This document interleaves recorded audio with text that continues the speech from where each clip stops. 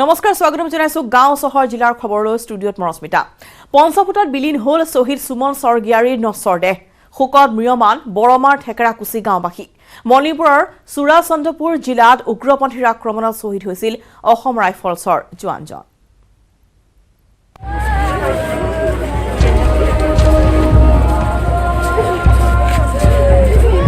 পঞ্চভূতত বিলীন হ'ল শহীদ সুমন স্বৰ্গীয়াৰীৰ নশ্বৰ দেহ স্বগৃহত ২.৫ বছৰীয়া কণমানি পুত্ৰ আৰু পত্নীৰ লগতে আন বহুজনে শেষ শ্ৰদ্ধাঞ্জলি জনোৱাৰ পিছতে সামৰিক মৰ্যাদাৰে সম্পন্ন হয় শহীদ সুমন স্বৰ্গীয়াৰীৰ শেষকৃত্য বৰমাৰ ঠেকুৰাকুছি গাঁও মণিপুৰৰ চুৰাচন্দ্ৰপুৰ জিলাত উগ্ৰপন্থীৰ আক্ৰমণত নিহত হোৱা শহীদ সুমন স্বৰ্গীয়াৰীৰ গৃহগাঁও শনিবাৰৰ ঘটনাৰ পিছৰে পৰা শোকাকুল পৰিৱেশে বিৰাজ কৰিছে গাঁওখনত শহীদ সুমন স্বৰ্গীয়াৰীৰ ২.৫ বছৰীয়া পুত্ৰ সন্তানে এতিয়াও বুজা হোৱা নাই পিতৃ বিয়োগৰ কথা ইপিনে হঠাতে স্বামীক হেৰুৱাই কান্দনত চকুৰ পানীৰে বাট নেদেখা হৈছে পত্নী জুৰি স্বৰ্গীয়াৰীয়ে সোমবাৰে পুৱাৰ ভাগত শহীদ সুমন স্বৰ্গীয়াৰীৰ নশ্বৰ দেহ বাসগৃহলৈ লৈ যোৱাৰ পিছতে সৃষ্টি হয় শোকাকুল পৰিৱেশৰ আত্মীয় স্বজনৰ লগতে সমবেত হোৱা অজস্ৰজনে জনায় শেষ শ্ৰদ্ধাঞ্জলি ইয়াৰ পূৰ্বে পুৱাই বৰঝাৰৰ বায়ুসেনা ছাউনীত শ্ৰদ্ধাঞ্জলি জনোৱা হয় বীৰ শ্বহীদগৰাকীক তাৰ পিছতে পুষ্প সজ্জিত বাহনত বৰমাৰ ঘৰলৈ লৈ যোৱা হয় শহীদ সুমন স্বৰ্গীয়াৰীৰ নশ্বৰ দেহ ৰাজ্য চৰকাৰৰ হৈ শ্বহীদৰ ঘৰত উপস্থিত হৈ শেষ শ্ৰদ্ধাঞ্জলি জনালে মন্ত্ৰী কেশৱ মহন্ত আৰু ইউজি ব্ৰহ্মই মন্ত্ৰী ইউজি ব্ৰহ্মই শহীদ সুমন স্বৰ্গীয়াৰীৰ পৰিয়াললৈ ৰাজ্য চৰকাৰৰ তৰফৰ পৰা ৫০ লাখ টকাৰ সাহায্য ঘোষণা কৰে ইতিমধ্যে উগ্ৰপন্থীসকলক মূলসুঁতিলৈ অনাৰ ব্যৱস্থা কৰিছে মাননীয় গৃহমন্ত্ৰী অমিত শ্বাহ ডাঙৰীয়াই অসম চৰকাৰৰ চেষ্টা চলাই আহিছে অসমৰ আওতাৰ থকা বিষয়খিনি মাননীয় মুখ্যমন্ত্ৰী ডাঙৰীয়াই ইতিমধ্যে প্ৰচেষ্টা অব্যাহত ৰাখিছে আৰু যিহেতু ৰাইজে যিহেতু লগত আছে মোদী ডাঙৰীয়াৰ লগত আছে গতিকে নিশ্চিতভাৱে সমগ্ৰ ভাৰতবৰ্ষতে এদিন এখন সন্ত্ৰাসবাদ মুক্ত হ'ব বুলি মই দৃঢ় বিশ্বাসী আমি ভাবিছোঁ এই যিটো আমাৰ দিন পাৰ হৈ গৈছে এটা ভাল দিন আহিব আৰু আমি হয়তো ইয়াত খুব আলোচনা বিলোচনাৰ মাজেৰে এটা সমাধান সূত্ৰ উলিয়াব পাৰিম ইপিনে একেটা উগ্ৰপন্থীৰ আক্ৰমণতে শ্বহীদ হোৱা ৪৬ অসম ৰাইফলছৰ জোৱান খাটনাই কন্যাকৰো ৰাষ্ট্ৰীয় মৰ্যাদাৰে সম্পন্ন হয় শেষকৃত্য নাগালেণ্ডৰ মন জিলাৰ টিজিটৰ নিজা গাঁও জাংখামত বহু লোকৰ উপস্থিতিত সম্পন্ন কৰা হয় অন্তিম সৎকাৰ দেওবাৰে সন্ধিয়া বিশেষ হেলিকপ্টাৰ যোগে নিজ গাঁৱলৈ নিয়া হৈছিল বীৰ শ্বহীদজনৰ নশ্বৰ দেহ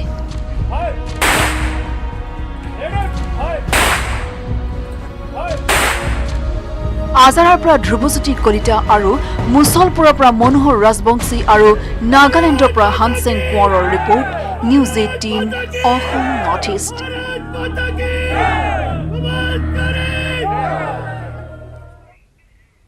অৱশেষত ফাদিল হ'ল মহানগৰীৰ পল্টন বজাৰৰ কালীবাৰীৰ হত্যাকাণ্ডৰ ৰহস্য পত্নী কন্যা মিলি হত্যা কৰিছিল পুৰোহিত নাৰায়ণ চক্ৰৱৰ্তীক আৰক্ষীৰ জেৰাত মাতৃ কন্যাই হত্যাকাণ্ডৰ কথা স্বীকাৰ কৰাৰ লগতে ইতিমধ্যে আৰক্ষীয়ে গ্ৰেপ্তাৰ কৰিছে মাতৃ কন্যাক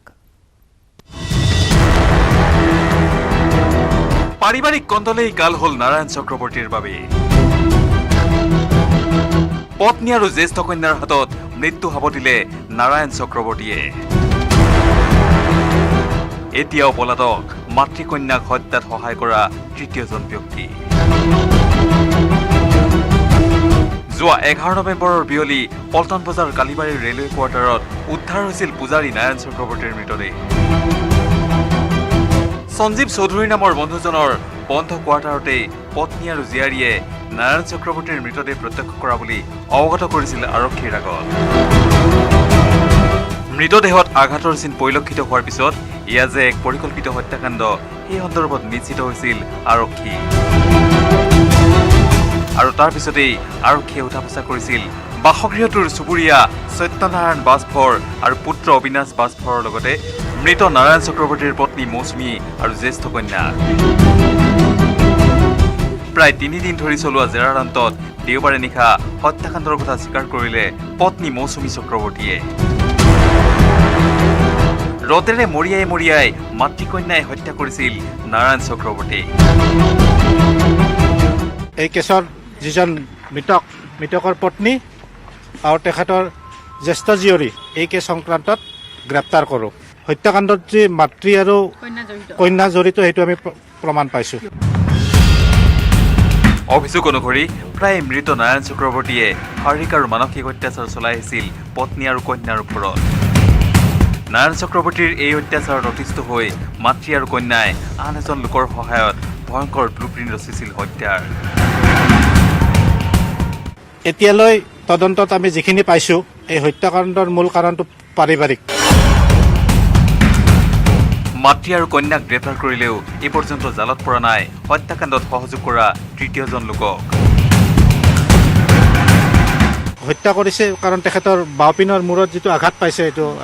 এটা আঘাতৰ চিন আছে সেই আঘাতৰ ফলত মৃত্যু হোৱা বুলিয়ে কৈছে মানে এটা সেই আৰু ৰড এডাল ব্যৱহাৰ কৰা বুলি কৈছে ইফালে মাতৃ আৰু কন্যাক আদালতত হাজিৰ কৰি পুনৰ দুয়োকে 7 দিনৰ জিম্মাত বিচাৰিব আৰক্ষীয়ে কেমেৰা পাৰ্চন সঞ্জয় বৰাৰ সহযোগত Bhaskar Jyoti Hazarika news 18 Assam north east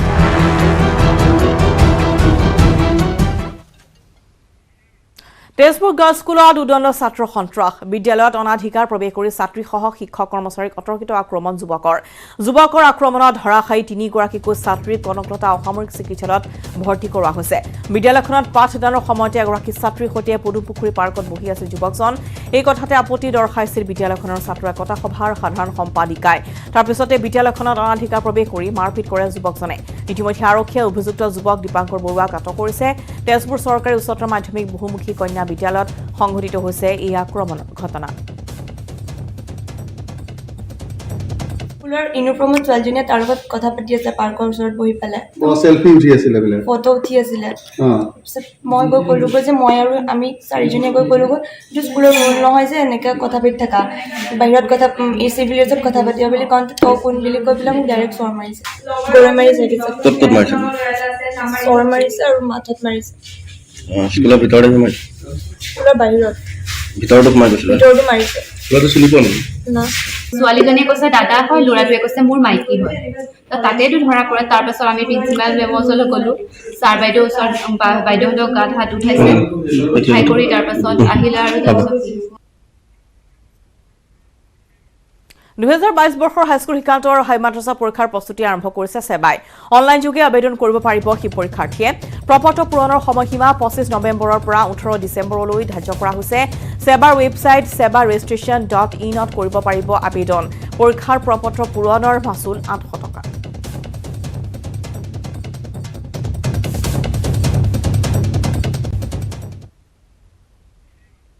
কংগ্ৰেছে নেহেৰুকৰণ কৰিলে ভাৰতৰ ইতিহাসক কংগ্ৰেছৰ ষড়যন্ত্ৰৰ বাবে ইতিহাসৰ পাতত নাথাকিল স্বাভিমানী জনজাতীয়ৰ স্বাধীনতা সংগ্ৰামলৈ থকা অৱদান বিৰছা মুণ্ডাক স্মৰণ কৰি কংগ্ৰেছৰ বিৰুদ্ধে সৰব হ'ল ৰাজ্যিক বিজেপিৰ মুখপাত্ৰ ৰঞ্জীৱ কুমাৰ শৰ্মা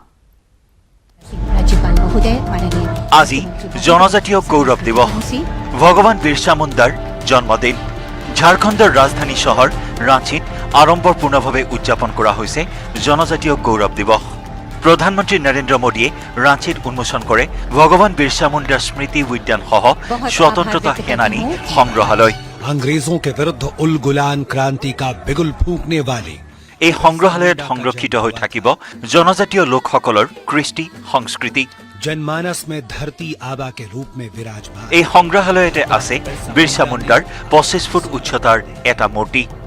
উল্লেখযোগ্য যে প্ৰধানমন্ত্ৰী নৰেন্দ্ৰ মোদী কেবিনেটে 10 নৱেম্বৰত বিৰছা মুণ্ডাৰ জন্মদিনটো সমগ্ৰ দেশত ৰাষ্ট্ৰীয় জনজাতীয় গৌৰৱ দিৱস হিচাপে পালন কৰাৰ সিদ্ধান্ত গ্ৰহণ কৰিছিল ভগৱান বিৰছা মুণ্ডাই আইন আদালত এবিলাকত যায় যে সমাজ আৰু পৰিয়াল হিচাপে সদায় সংগঠিত হৈ থাকে বিৰছা মুণ্ডাক স্মৰণ কৰি কংগ্ৰেছৰ বিৰুদ্ধে সৰব বিজেপি ভাৰতৰ স্বাধীনতা আন্দোলনত জনজাতীয় বিদ্ৰোহসমূহৰ অৱদানৰ ওপৰত আলোকপাত কৰি বিজেপিৰ ৰাজ্যিক মুখপাত্ৰ ৰঞ্জীৱ শৰ্মাই আক্ৰমণৰ লক্ষ্য কৰি ল'লে কংগ্ৰেছক। ভাৰতৰ ইতিহাসক কংগ্ৰেছীয়ে কৰিলে নেহেৰুকৰণ। গোটেই ভাৰতবৰ্ষৰ স্বাধীনতা ইতিহাস আমি যিটো পঢ়িলোঁ কলেজ বা ইউনিভাৰ্চিটিত আমি যিটো পঢ়িছোঁ সেইটো গান্ধী আৰু নেহেৰু। গান্ধী মানে মহাত্মা গান্ধী নহয়, জৱাহৰলাল নেহেৰু আৰু ইন্দিৰা গান্ধী। জৱাহৰলাল নেহেৰু আৰু ইন্দিৰা গান্ধীৰ ব্যক্তিগত জীৱনকে ভাৰতৰ স্বাধীন ভাৰতৰ ইতিহাস বুলি প্ৰতিষ্ঠা কৰিবলৈ প্ৰয়াস কৰা হৈছে। তেওঁলোকৰ যিটো ব্যক্তিগত জীৱন আছিলে, তেওঁলোকৰ পৰিয়াল যিটো আছিল, সেইটোৱেইটো ভাৰতৰ ইতিহাস বুলি কোৱা হৈছে। কিন্তু আচলতে ভাৰতৰ ইতিহাস সেইটো নাছিলে। মই R.C. মজুমদাৰৰ নাম লৈছোঁ। R.C. মজুমদাৰে যিখন ইতিহাস লিখিবলৈ বিচাৰিছিলে, পিছত তেওঁ নিজৰ ব্যক্তিগত উদ্যোগত সেই কিতাপখিনি প্ৰকাশ কৰিছে। সেয়াই আচলতে ভাৰতৰ প্ৰকৃত ইতিহাস। বিজেপিৰ মুখপাত্ৰ ৰঞ্জীৱ শৰ্মাৰ অভিযোগ, জনজাতীয় লোকসকলৰ অৱদানক ষড়যন্ত্ৰমূলকভাৱে ইতিহাসৰ পাতৰ পৰা লুকুৱাই ৰাখি জনজাতীয় স্বাভিমানক কংগ্ৰেছে দমন কৰিছে।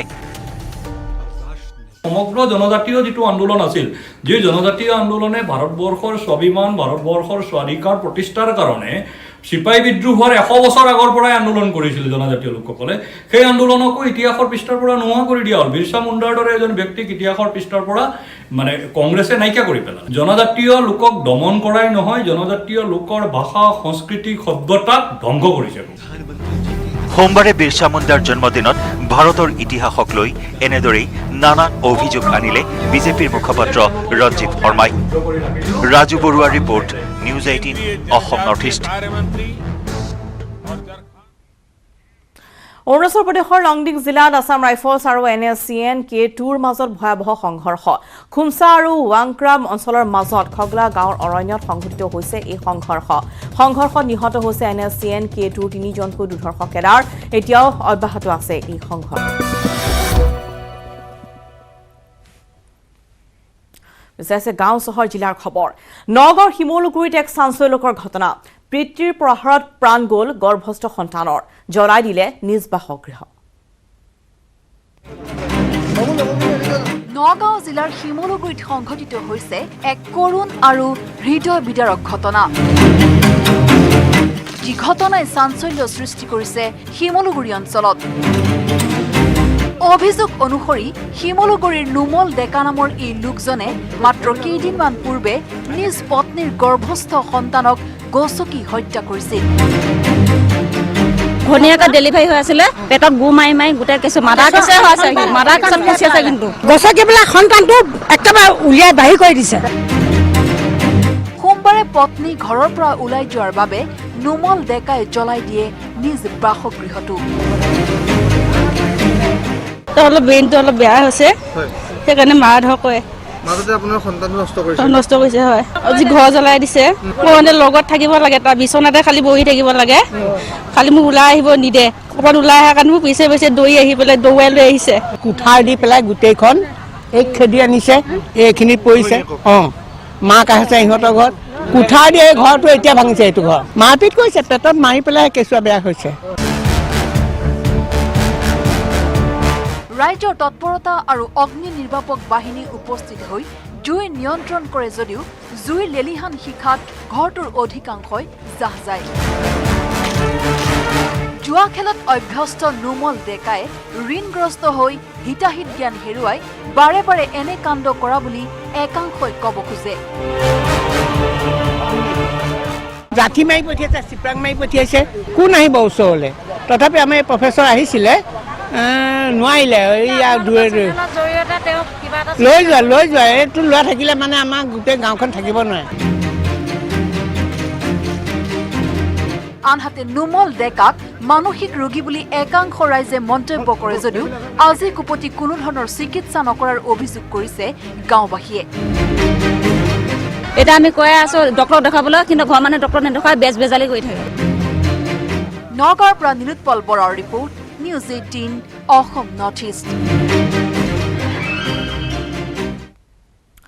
2014 চনৰ পৰা প্ৰতিটো নিৰ্বাচনতে ধাৰাবাহিকভাৱে পৰাজয় বৰণ কৰাক লৈ এতিয়া কংগ্ৰেছৰ ভিতৰ চৰাতে আৰম্ভ হৈছে গৃহকণ্ডল। জ্যেষ্ঠ কংগ্ৰেছীৰ পৃথ্বী মাঝি আৰু নীলমণি সেন ডেকাই দলীয় নেতৃত্বৰ ভুলৰ বাবে কংগ্ৰেছ ডুবিছে বুলি ৰাজহুৱাকৈ সমালোচনা কৰাৰ পিছত সোমবাৰে প্ৰদেশ কংগ্ৰেছৰ কাৰ্যকৰী সভাপতি জাকিৰ হুছেইন সিকদাৰে দুয়োজন জ্যেষ্ঠ নেতাকেই উভতি ধৰে।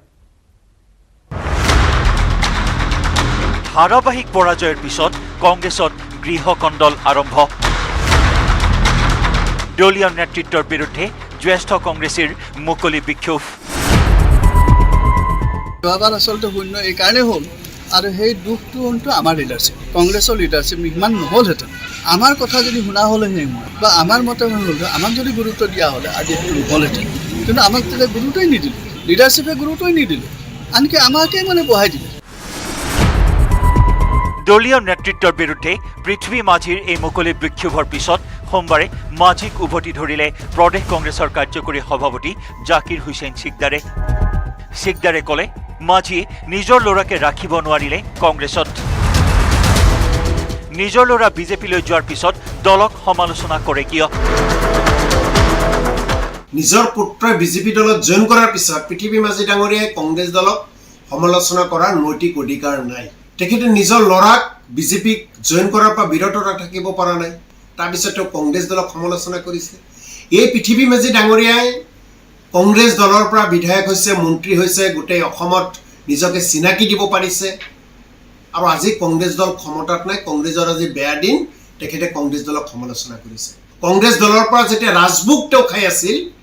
তেতিয়া কংগ্ৰেছ দলৰ সকলো ভাল আছিল আৰু আজি বিজেপি দলত সন্তানজন জইন কৰাৰ পিছত কংগ্ৰেছ দল বেয়া হৈ গ'ল পৃথ্বী মাঝিক সমালোচনা কৰি এইবাৰ জাকিৰ হুছেইন সিকদাৰে দিলে মাঝিক হকিয়নি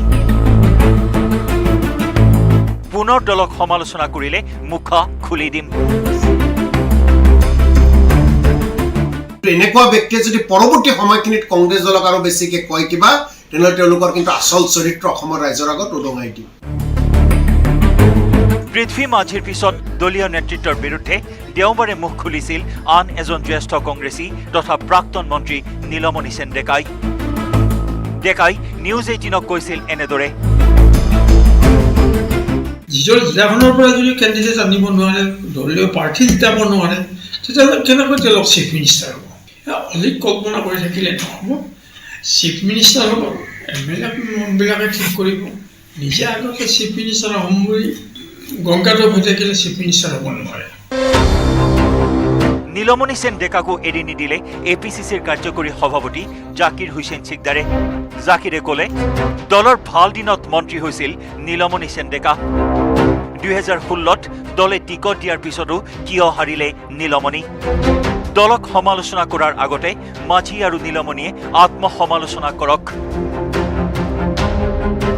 নীলমণি সেন ডেকা ডাঙৰীয়াই কৈছে কংগ্ৰেছ দল পৰাজয় বৰণ হৈছে 2016 চনত ধৰ্মপুৰ বিধানসভা সমষ্টিৰ পৰা নীলমণি সেন ডেকা ডাঙৰীয়াই কংগ্ৰেছৰ হৈ নিৰ্বাচন খেলিছিল তেখেতে কিয় হাৰিলে মন্ত্ৰিত্ব লাভ কৰাৰ পিছত দলে 2016 চনত টিকেট দিছিল তেওঁ কিয় হাৰিলে সেই ক্ষমতাৰ সৎব্যৱহাৰৰ পৰিৱৰ্তে অপব্যৱহাৰ কৰি তেওঁ যোৱা 2016 চনত নিৰ্বাচনত হাৰিছে যিসকল ব্যক্তিয়ে নৈতিক দায়িত্ব স্বীকাৰ কৰিব লাগে যে আমাৰ কৰবাত নকৰবাত ভুল আছে তাৰ ভিতৰত কিন্তু পৃথিৱী মাঝি আৰু নীলমণি সেন ডেকাও পৰে তেওঁলোকে নিজক আগতে আত্মসমালোচনা কৰক যে তেওঁলোকৰ কি দুখৰ কাৰণে আজি কংগ্ৰেছে অসমত চৰকাৰ গঠন কৰিব নোৱাৰে দলীয় গৃহকণ্ডলৰ পিছত জাকিৰ হুছেইন সিকদাৰে এইবাৰ টাৰ্গেট কৰি ল'লে AIDFৰ মুৰব্বী বদৰুদ্দিন আজমলক জাকিৰে ক'লে ৰাইজৰ স্বাৰ্থত আজমলে ৰাজনীতি ত্যাগ কৰক বদৰুদ্দিন আজমল ডাঙৰীয়াৰ হাততে অসমৰ ভৱিষ্যত বদৰুদ্দিন আজমল ডাঙৰীয়াই যিমান দিন বিচাৰিব সিমান দিন বিজেপিয়ে চৰকাৰ গঠন কৰি ইয়াতে থাকিব আৰু যিদিনৰ পৰা বদৰুদ্দিন আজমল ডাঙৰীয়াই বিচাৰিব বিজেপিক চৰকাৰ গঠন কৰিব অসমত নিদিও সিদিনৰ পৰা অসমত বিজেপিয়ে চৰকাৰ গঠন কৰিব নোৱাৰে ইউডিএফ দলে যেতিয়াৰ পৰা ইউডিএফ দল ভংগ কৰি দিব বদৰুদ্দিন আজমল ডাঙৰীয়াই যিদিনৰ পৰা ইউডিএফ দল পৰিত্যাগ কৰিব সিদিনৰ পৰাই অসমৰ পৰা বিজেপি বিদায় ল'ব